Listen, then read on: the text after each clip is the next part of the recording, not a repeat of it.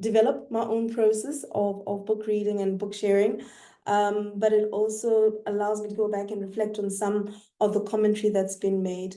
I don't know if you guys have got access to your mics and your cameras, or if you're preferring to be those silent voices in the background and not necessarily contributing. That's also okay. I think we all have different reasons why we engage with content and how we choose to engage with content.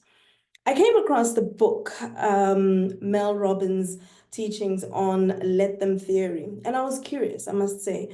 I was curious around this theory of let them and what it means and how she had unpacked it. I did get to see some clips of her conversation with Oprah. I am aware that this book has blown up quite a bit, and I think she speaks herself in terms of her initial tweet that she says got 50 million tweets when she first articulated what she interpreted or what she defined as the let them theory. And going on from that, how in terms of expanding that to a blog, it actually, it exploded. The let them theory for me came at an opportune time as I am negotiating relationships and trying to understand how I can exist better. I will capture my understanding of what she says is the let them theory, which really is about appreciating how you are in existence and coexistence with others. And in that coexistence, you are not responsible or accountable for other people's behaviors. I must say that the framing of let them was jarring for me. Jarring, and I don't know if it's because of my African context. I don't know if it's because of the lens that I apply to things in terms of ownership of narratives. And every time that she said let them, I must be honest, what came to my mind is it's not about letting them, it's about letting go.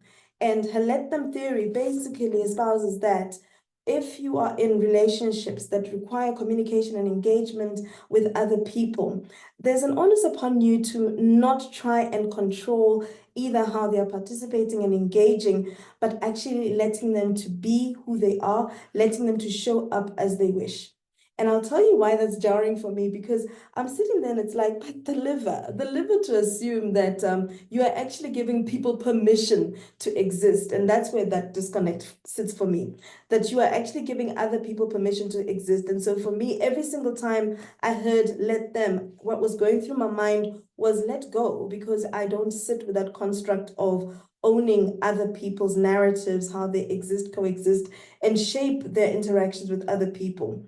She does clarify the let them theory and puts into that the idea that more than just letting them, it is also about letting me. So not just releasing power in terms of giving people permission, but ceding to the reality that it's taking ownership of your own agency and positions. I found the book highly repetitive. I found that it was, in my opinion, it was the narration that you would see on, these typical newsreels today, where you've said one theory, you've said it once, and you're spending the rest of the time, which is over 10 hours of listening. I downloaded it from Audible. I understand it's not necessarily on South African bookshelves as yet, but it is available and accessible on Audible, and it was about 10 hours, 59 worth of listening. And I remember listening to this on the first day with a friend of mine, and we said after about an hour and a half, we're like, she's saying the same thing over and over again. I did come to appreciate later on the significance of the over and over again and what that role that actually played in terms of the points she was trying to land in the let them theory. So each chapter that she delivers is essentially a chapter that explores how let them exist in interpersonal relationships, right? If you listen in to the audiobook, she's got about 20 chapters. And the different chapters explore different ways in which the let them story or the let them narrative is applicable to different dynamics. She starts off with an introduction of her personal story. And what was interesting about that was not positioning her as a guru and expert initially, but also as a life journey mate who's also made their mistakes, has got perhaps questionable choices in life and questionable ways of interacting with other people, and what this impacted in terms of herself and in terms of others.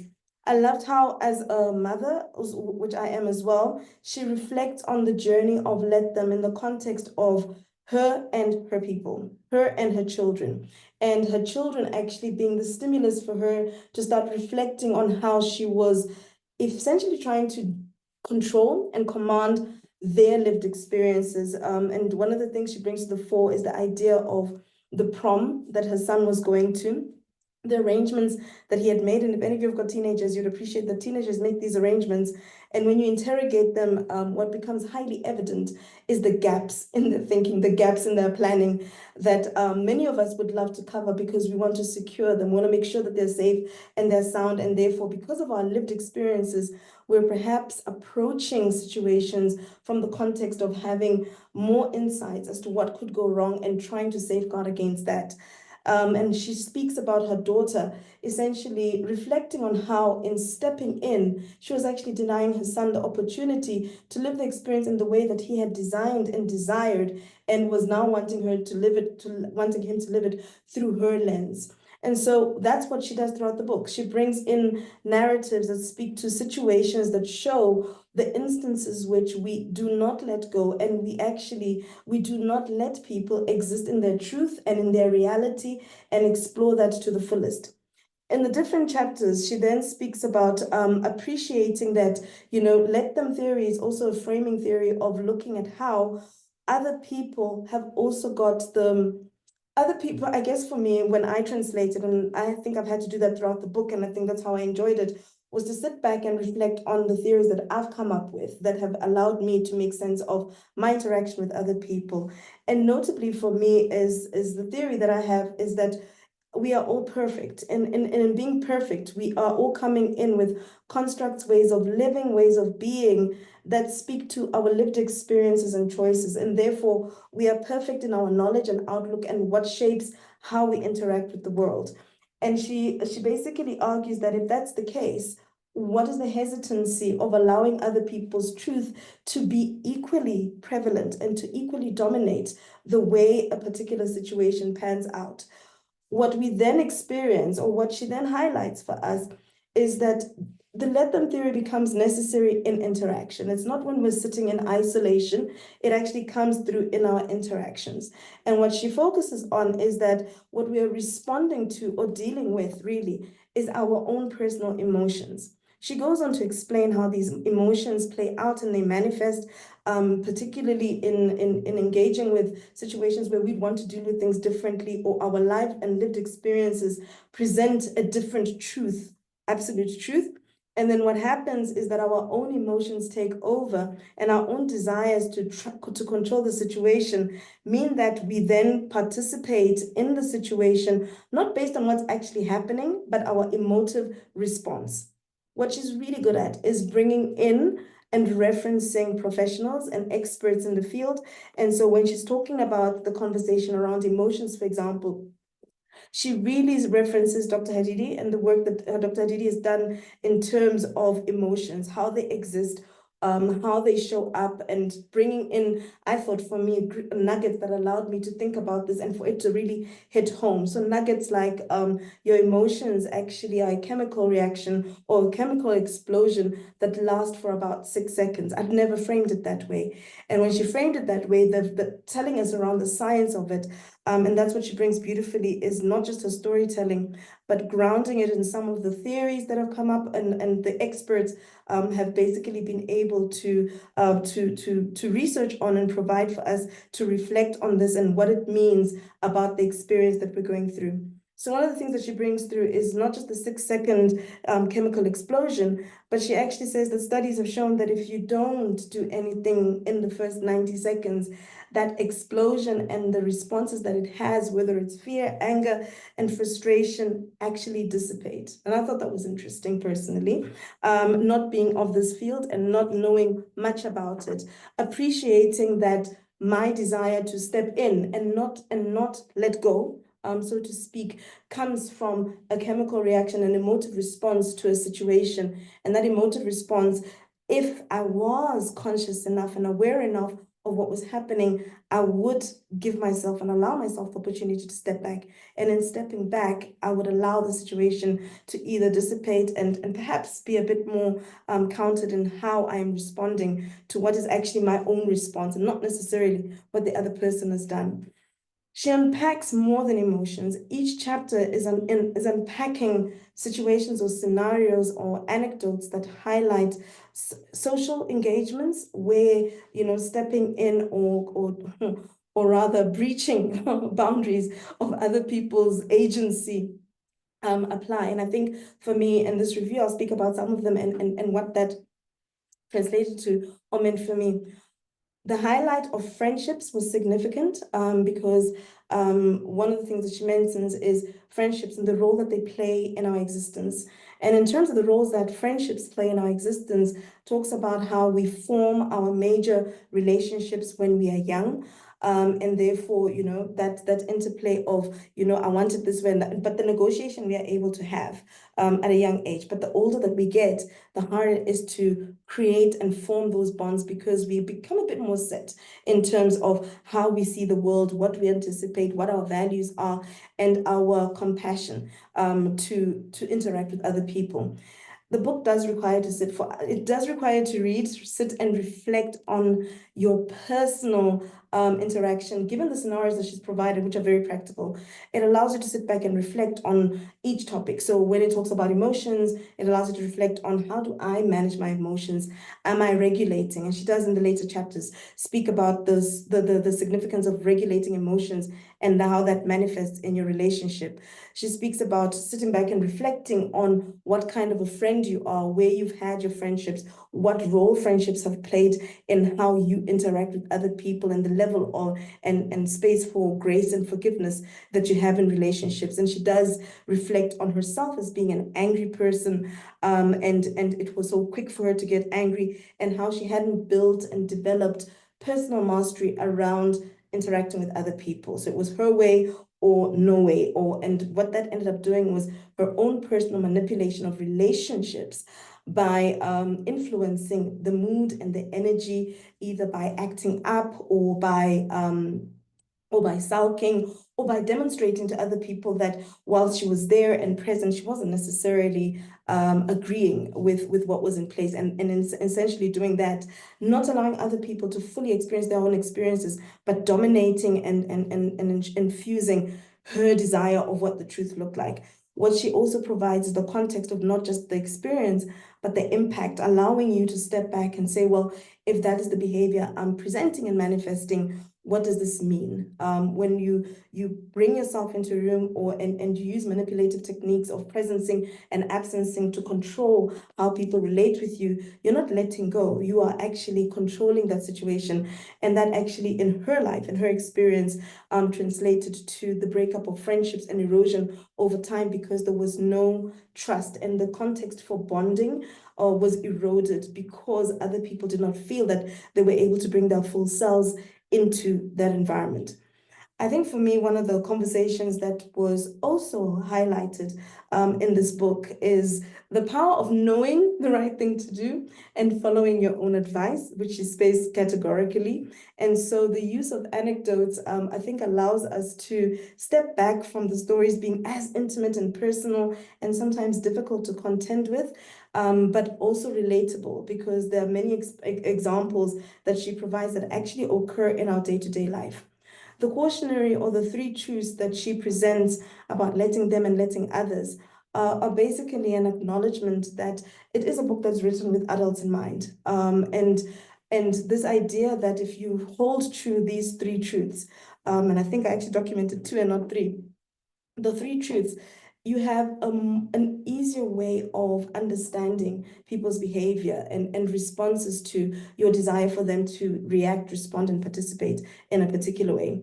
The three truths she speaks out are about how adults prefer to engage, and adults changing, or adults' behavior being defined as we have all individually, and any change that you are desiring or wishing of and upon another person will only come if they want to.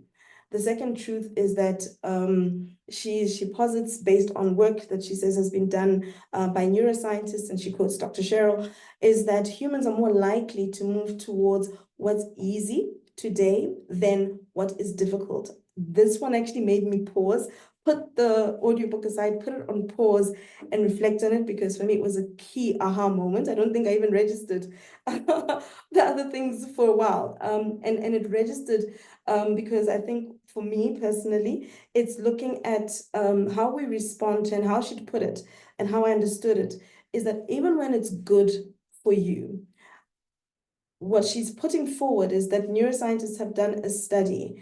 And in that study, what has been evidenced is that if you are to position information to somebody that is negative or contrary to what they're willing to listen to, the study's shown when MRI scans are done, or I think it's MRI, when brains are put under a scan, it actually shows that there's a slowing down of receptor and response. So essentially, if you're talking to somebody and you're presenting a position of what you would like and desire, and that person perceives it as negative, they actually don't register it at all, right?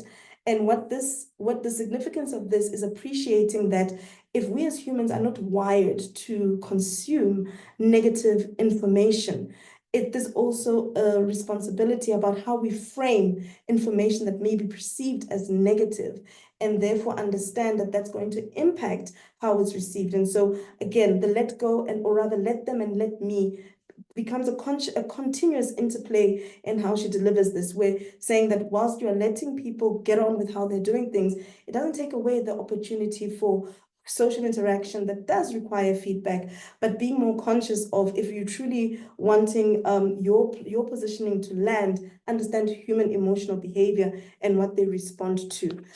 Also puts forward this idea that all of us actually respond that way. It's not them or us and you're better than, and actually puts forward the theory that most of us actually go through life believing that the worst will not happen to us, and says that we evidence this in so many different ways, where you can know that I could know that eating unhealthy is not good for me, but for some reason I do that, and somehow that's representing the fact that I don't think that I'm going to get the different illnesses associated with that, and I'm not listening to that, because otherwise I would change. So somebody letting me is allowing me to continue with my life the way I am, but that letting me doesn't necessarily mean that the things that I'm absorbing and continuing with are necessarily good for me. So I think it's that consciousness, as even as people let you and you let them, what are you letting me, and what does that translate to? Positioning once again that human interaction is actually a continuous, I think the word that she used, control or battle for control and agency. And when we come across information that is defining or sharing for us a way of looking at life, our immediate, oh, sorry, my throat is past. Our immediate interpretation is that there's a push to control us. And in that push, there's somehow that we are relieving a certain element of our agency. And so the first few chapters are really about our awareness and how we interpret and translate some of these interpersonal relationships, and what this means for the anger, and what she positions is the anger and the fear and the frustration that we have when things don't go our way, elevating the fact that it's actually an internal journey. I thought that was interesting, because I thought, initially it's about let them and let go. And I think for me, what it started to emerge is that this is a really personal reflection on the way that you're behaving and showing up that isn't healthy, and what it actually demonstrates about your own personal maturity, what it reflects about your own personal development and mastery of yourself and how you show up. And when those are challenged, or when you come across it in other people, what that triggers for you, and that desire for you as well to have control and agency over your environment and your environs, is what defines your response to other people. In her later chapters, she then starts to position not just an understanding of the let them theory and where it shows up, but some of the tools and some of the practical ways that you are able to unlock what she calls unlock the power of your influence. So understanding the sphere of influence, your ladder of inferences, and to build some of the mental models that allow you to strengthen your responses, but also to be more conscious of the impact. Some of the tools that she puts across are, and I find you see these in different leadership conversations and books and strategies. The idea of the 5 whys. When you're faced with a situation that you are feeling like you'd like to step in, or that you would like to intercede, or to be the master of how things should be, is to pause and ask yourself the 5 whys, which is basically interrogating what is before you. And for her, the 5 whys are really about why, and to continuously ask yourself what is happening initially, because that's what's presenting itself. But to ask yourself, why does this behavior bother me so much? And once you've got your first layer of answer, to actually repeat this 5 times. And the idea, or the theory, as she's put it, I'm yet to test this for myself, and I think it would be interesting. And the theory, or that she's put forward, is that the more you interrogate why the behavior that you are coming across, because it's easier for us to interrogate or to see and perceive behavior in the other person. The more we interrogate it, it actually comes back down to perhaps our own value systems and our own challenges, and how it hurts us and how it speaks to a wound in us. And therefore, we're actually not responding to what and how somebody else is doing, but we're actually responding to our own inner wounds. And therefore, when we reveal the evidence of what it is that we wish to control, our ability to let go is actually unlocked. The ability to accept that it's actually not the other person's behavior or pattern, but it's what that triggers for us. It's what that elevates for us in our consciousness about where our areas of discomfort are. And this puts the agency of change and the responsibility and impetus for influencing the change firmly back in our hands, right? And it allows us to then be a little bit more curious, and rather than being complacent about the fact that there is behavior that is that creates discomfort, dis-ease, and is unpleasant. It takes away that focus on that is it, and allows us to walk away, and encourages and invites us to explore within ourselves with curiosity and gentleness what it is that it reveals about ourselves, and to approach then the counterparts with a bit more loving and gentle kindness. As we explore ourselves, we're able to give grace also for others. She speaks about how letting them is more than just a tool for negotiating your life, but it also supports your interactions, because we are social beings, and being social beings, that we are always interacting, and there are different roles that we play. Sometimes we're a supporting role, and in that supporting role, we're also playing sometimes a guiding role. And so in letting them doesn't mean that you abstain from participating, shaping, and guiding other people's lives, but you're better equipped, and don't move necessarily into rescue, or you're conscious of the role that you're playing in your scenarios that you're interacting with other people. And providing some of the examples that are provided here around relationships. Perhaps you're dealing with a dependent, or somebody in your family who you typically falling into rescue mode, right? And I always say that part of my biggest frustration is working with people where I'm feeling, but this is conscious incompetence. How could you not know what to do? And I become the teacher, I become the master, I become that person who's got the stick, and this is how we should do it. And that speaks more to my desire for a particular way of things, which gives me safety. And when you move away from that, you're actually eroding.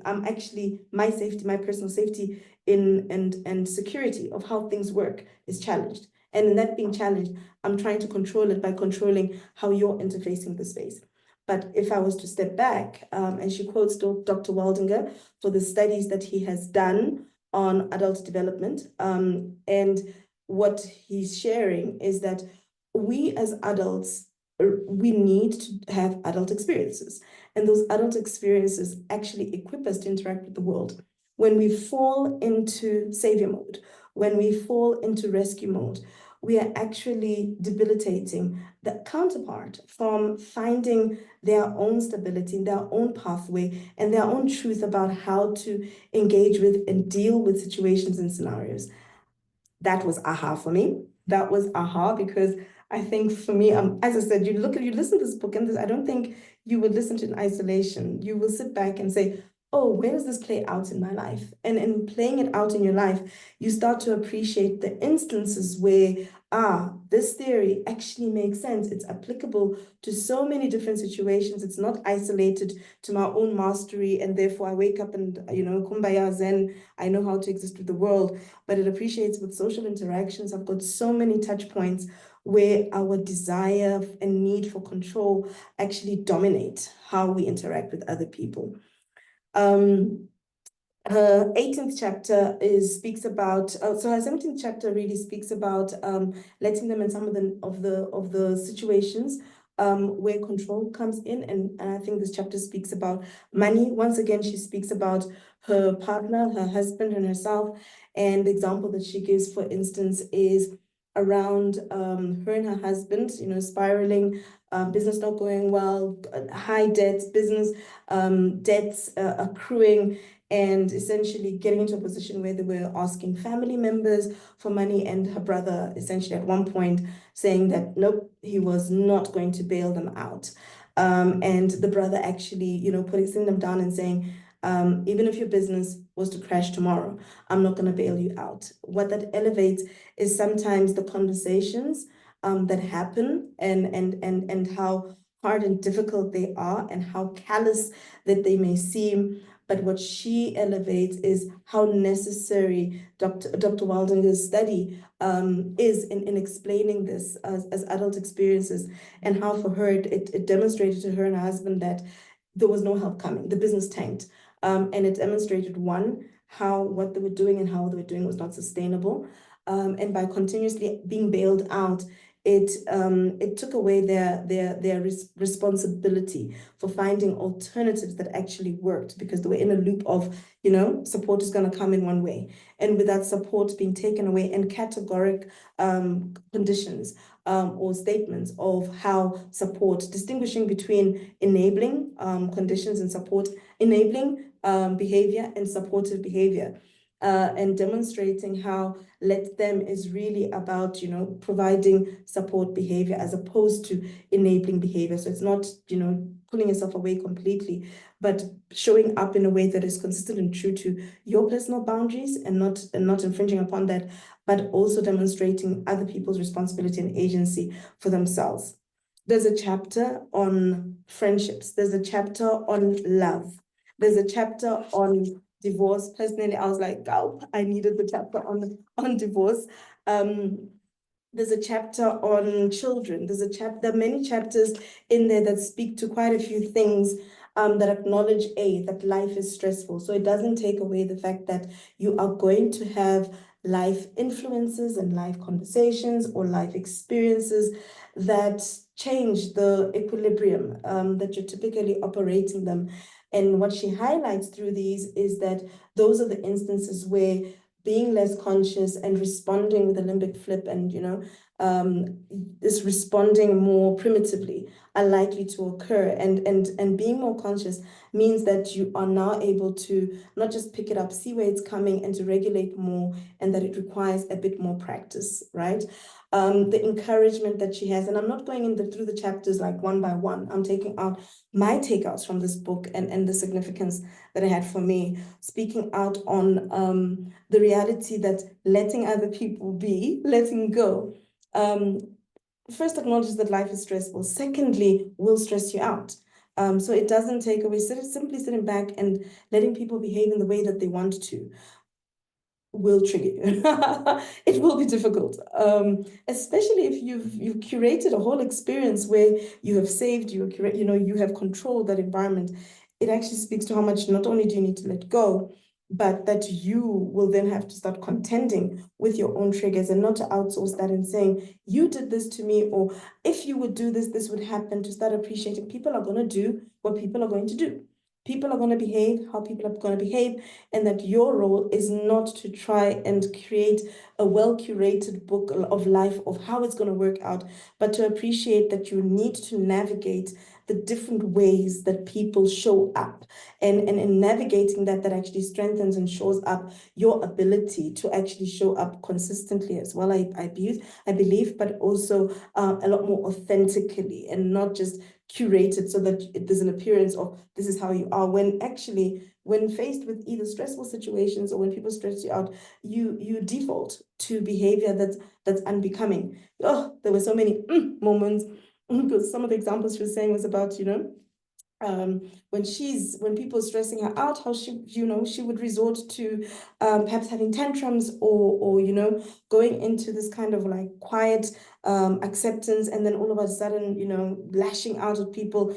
And really the people stressing you out and how you're responding to that stress speaks to what it is that you need to manage about how you respond and react and regulate your own personal emotions and how you exist and interact with other people. She has a chapter on the fact that in as much as we coexist and everybody can do as they wish, there's an appreciation that it is difficult, and there are people who are classified difficult. But she also invites us to reflect on when we are the difficult people, when we represent the people that are difficult, and that our lived experience might be because we are engaging and interacting in a way that dominates with our lens and outlook, or we are surrounding ourselves with experiences that that enforce our way of looking at things and living through things, that we might have like a blind spot in terms of how we are difficult people, and how we're showing up, our own responses could also make us difficult to love. And what she also highlights is the impact of that. For her, it was around friendships, and how in being difficult, the ability to nurture bonds over periods of time were compromised, as natural groupings that they had over lifespan started to naturally convene around more common arrangements, agreements, and ways of looking, and started to find herself more isolated and away from that. Speaks about agency and responsibility of adulthood, and how it is not acceptable as an adult to manifest and display certain tendencies and behaviors. And this is our checkpoint in saying, well, even as people are letting you go on with how you are behaving, is that actually acceptable? Is that actually no, I don't want to say humane. Is that actually a responsible and considered adult way to engage with scenarios? Brings in again the studies around childhood behavior, and for how long it's acceptable, actually giving in a time frame of saying, like, listen, if you're engaging with a child, it's a very different conversation. If you're dealing with a young adult between 18 and 25, there are certain things that you can expect and anticipate because of the full development of the mind. But after 25, there's no excuse. There's no excuse for bad behavior. And some of these bad behaviors are actually defined by your lived experiences and what you were exposed to. And she does reflect on her own upbringing and what she appreciated as the truth and the way to exist, but also, again, ownership of the narrative going forward, and reflect on perhaps even these behaviors and how they're currently shaping as parents, how they're currently shaping how we are conditioning our own children to respond and become the future bad parents. I don't want to say bad behaving adults. And so what we are presenting and showing up as actually then has that consequence of having an iterative cycle with and amongst those that we speak through, that we interact with, right? The right decision often feels wrong. There's some chapters I need to go through again. The right decisions often feel wrong. There's some chapters where I sat back and I realized I wasn't ready to let go.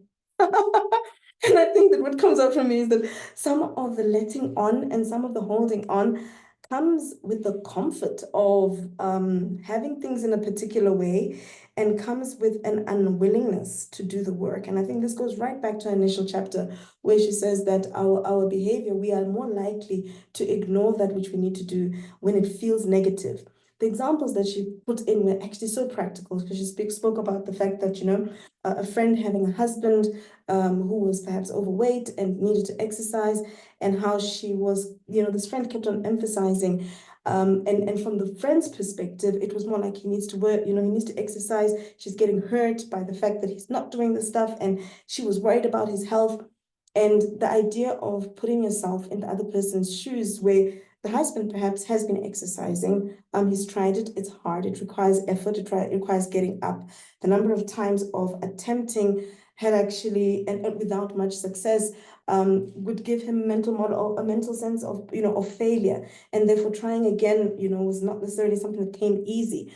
The continuous conversations around the same topic, feeling like nagging, were more and more continuously less likely to have that person want to change. So I think for me, the right decision often feels wrong, speaks to a number of things, my own responses, wrong because of how I feel, or the association that I have with the effort that needs to go with it, but also wrong because, maybe I've surrounded myself with people and an ideology where the way I'm doing things, the way I'm doing it feels right. And I think that requires your curiosity and exploration of other ways of existing, other ways of showing up, other ways of being and interacting as a human.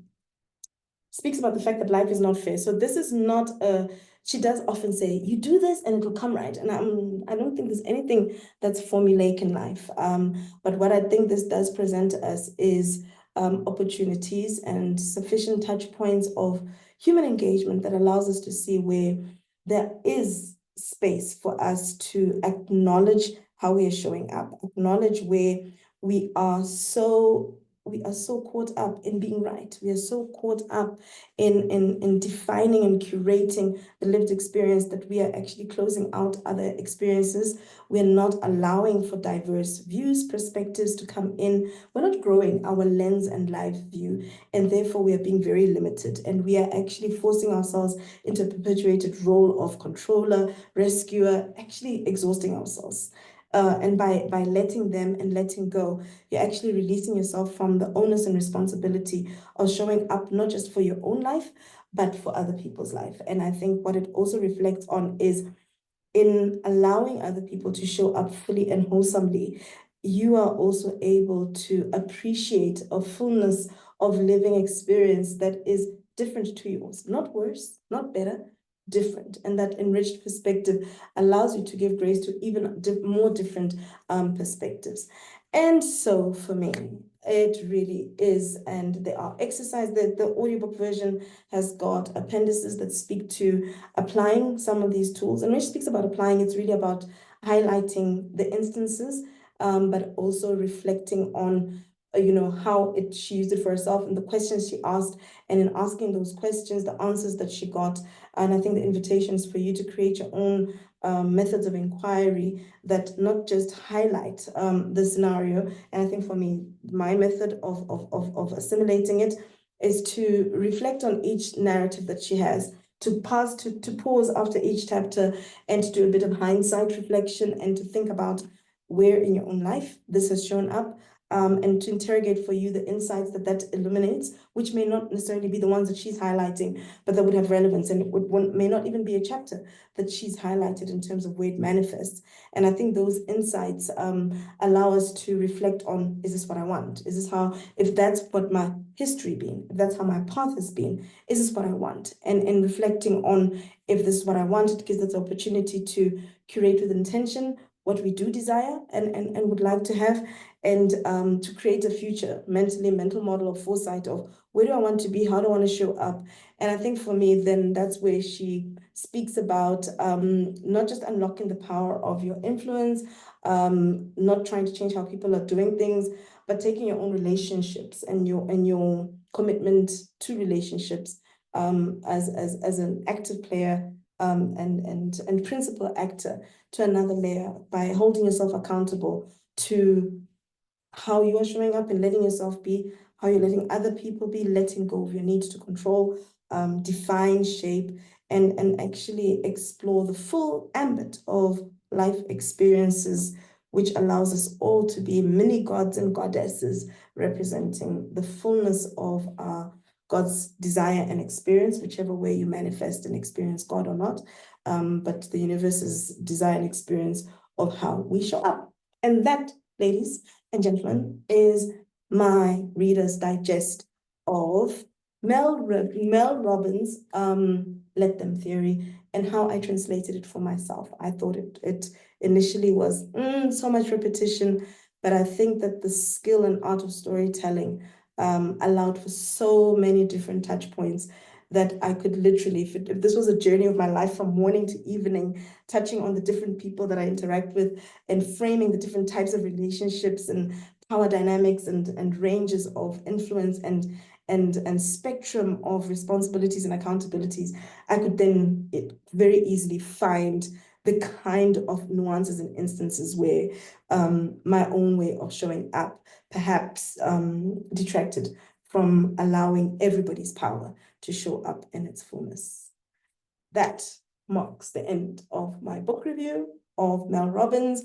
I will actually give it a 4.5 out of 5.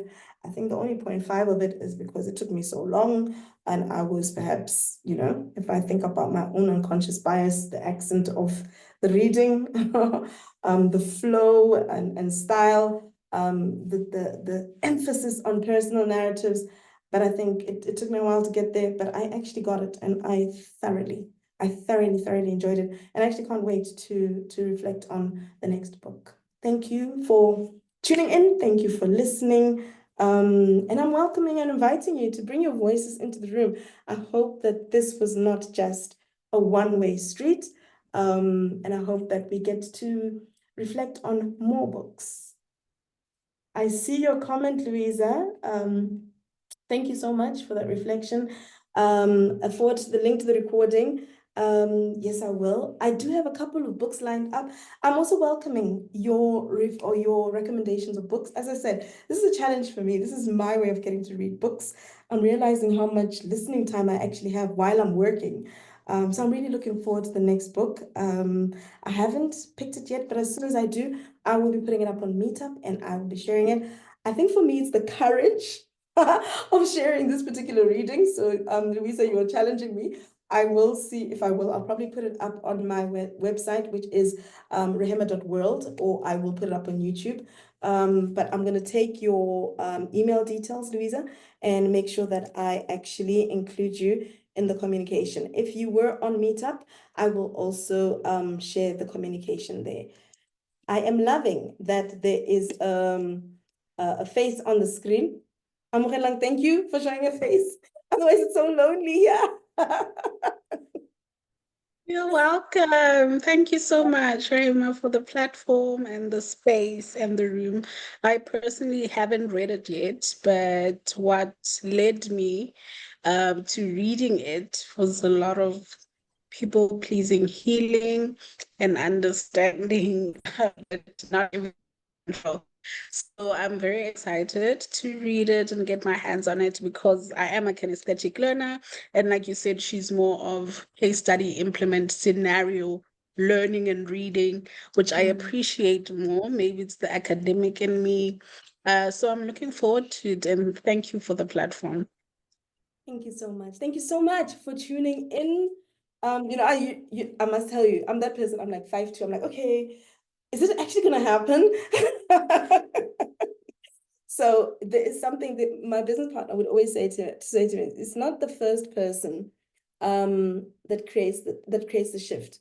It's the second person. So even if you have an idea, you're not the one who creates the shift. It's people buying into that and supporting. And so this means a lot. So I really appreciate you coming on board and listening in. And I look forward to sharing books. And if you've got suggestions or you'd like to host, I don't want this to be just me. I welcome that and I look forward to it. Thank you. Thank you so much. You're welcome. Louisa, I see your mic is on. Yes, sorry, I just wanted to say thank you. Yes.